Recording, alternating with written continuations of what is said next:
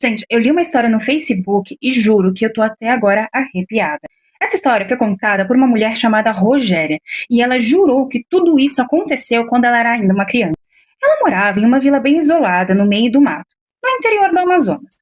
Aquelas vilas bem pequenas de madeira, com o som da floresta o tempo todo. Um silêncio que já era naturalmente assustador. Foi nesse lugar que tudo começou.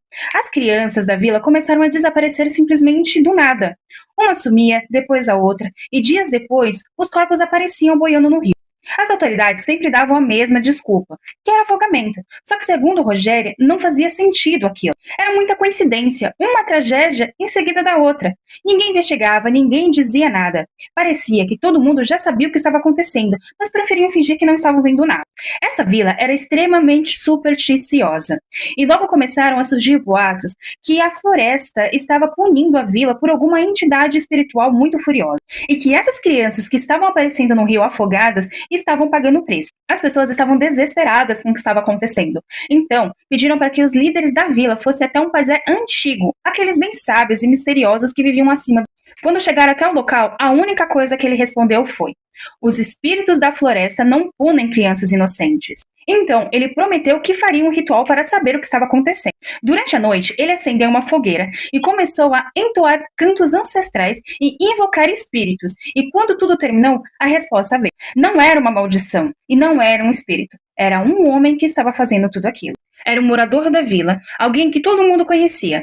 Ele estava sequestrando as crianças, torturando e depois jogava os corpos no rio para parecer um acidente. Os líderes da vila ficaram em choque ao saber o que estava acontecendo. Seguindo as orientações do pajé, armaram uma armadilha perto do rio, fingindo que estavam se organizando para realizar uma caçada. E o homem apareceu em uma tentativa de levar mais uma criança. Mas a armadilha não deu certo. As amarras se soltaram e ele conseguiu fugir levando a criança. E dias depois, ela apareceu boiando no rio.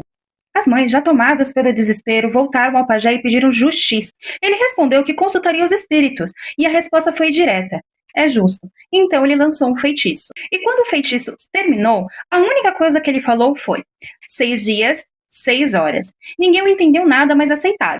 6 dias depois, às 6 horas da tarde, o homem apareceu no centro da vila, mas não parecia ser ele realmente. Ele andava como se fosse um zumbi.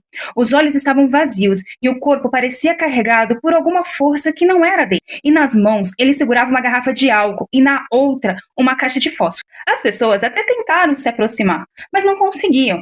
Era como se uma força invisível afastasse todo mundo, como se o mundo dissesse: deixe ele. E foi o que aconteceu.